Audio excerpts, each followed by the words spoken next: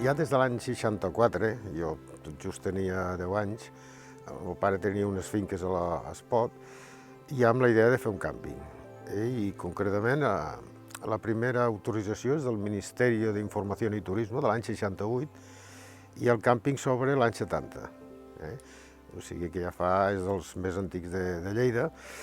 I a partir d'aquí comença tota la història de la relació amb el càmping. Primer és els meus pares que el portaven, jo sempre hi vaig estar enfocat i bueno, ja a partir d'aquí vaig estudiar i quan vaig acabar els estudis ja vaig tornar cap a Espot amb una doble intenció, és a dir, portar el tema del càmping i a la vegada poder treballar de la meva professió. Jo vaig estudiar enginyeria industrial a Barcelona i llavors això em va permetre també, i d'aquí ve on he entrat a treballar amb l'administració local.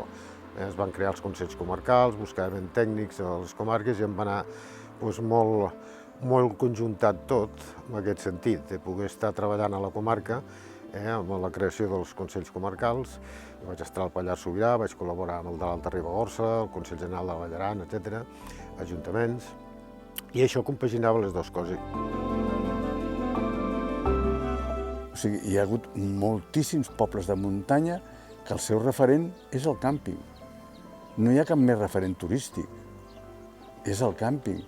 I això ha fet que clar, adquirís aquesta importància de cara al territori i de que els batlles i els alcaldes i els consells comarcals valorin això, veient que era un sector que no se'l podia deixar abandonat en un moment com aquest en el que, per efectes que siguin, es trobava en un atzucat. I això és el que s'ha pogut vetllar estupendament en Tomàs, perquè coneixia aquest món dels ajuntaments i els consells comarcals. Quan vaig estar uns anys president de l'Associació de Lleida, l'objectiu que em vaig proposar bàsic va ser que els càmpings de Lleida tinguessin la llicència ambiental. Clar, dins de la Junta tenir una figura com en Tomàs et dona molta força a l'hora de parlar amb l'administració, saber amb qui has de contactar, quina documentació realment està demanant l'administració que existeix o de vegades fins a quin punt l'administració pot arribar i el contacte amb l'administració és molt més àgil, molt més fàcil i sapiguent moltes vegades tenir més informació fins i tot que alguns dels tècnics de l'administració.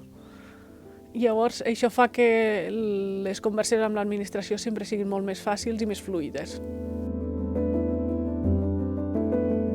El que em quedaria principalment del meu pare és sobretot la paciència i la precaució a l'hora de prendre decisions, pensar molt bé les coses i estudiar molt bé cada cas, perquè, tal com està tot avui en dia, ens venen traves per tot arreu i s'ha de ser molt prudent amb el que es fa i amb tot, i això és una bona cosa que em quedo del meu pare, sí. El fet de jo estar treballant, i parlo ara de la meva vessant professional tècnica, estar treballant a interior, en un poble de muntanya, en una comarca, clar, sempre he dit, home, aquella norma que es fa en un despatx a Barcelona, sense trepitjar el territori, té moltes possibilitats de fracassar. La seva voluntat de servei al sector i al poble, en general, perquè no ha deixat mai de banda ni el territori, ni el sector, ni ningú, ni la gent que vivim en el territori. Això l'ha fet una persona imprescindible per en aquest moment en què el sector s'ha vist afectat moltíssim i qüestionat en moltíssimes coses. Ui, d'anècdotes en tenim moltes, però quasi sempre és algú que és a les reunions o quan tenim juntes o assemblees, és algú que sempre fica molta paciència, molta pau i que sempre intenta tenir les aigües calmades i sempre dona l'esperança de que un dia d'aquests, o per exemple el tema d'inundabilitats, un dia d'aquests me'n sortirem. Això va pel bon camí o hi arribarem. Per exemple, una dada, el Pallars Sobirà. De totes les places turístiques reglades, i parlo d'hotels, apartaments, càmpings, albergs, cases de pagès, etc. El 54%, i em penso que em quedo curt, són del sector càmping. Els holandesos, hi ha moltíssima cultura del càmping allà i venen famílies amb fills i venen amb tenda, no venen busquen l'experiència aquesta de l'acampada tradicional, d'estar en contacte amb la naturalesa i això és el que crec que ens diferencia i el que crec que s'ha de potenciar. I el riu, a més, sí, clar. Ja que el tema de l'últim any ha estat el que ha estat, doncs, home, jo el que sí que vull agrair a totes les persones que han col·laborat amb aquest tema, no solament jo, però suposo que per circumstàncies personals de coneixements tècnics, etc., he estat una mica no al capdavant, perquè al davant hi ha estat el que és el Miquel, evidentment, com a president de la federació, però he col·laborat. Però sí que vull agrair a totes les persones que han col·laborat de la federació, externs, tècnics, abogats, etc. Vull dir, això sí, és una lluita, una feina que hem fet entre tots.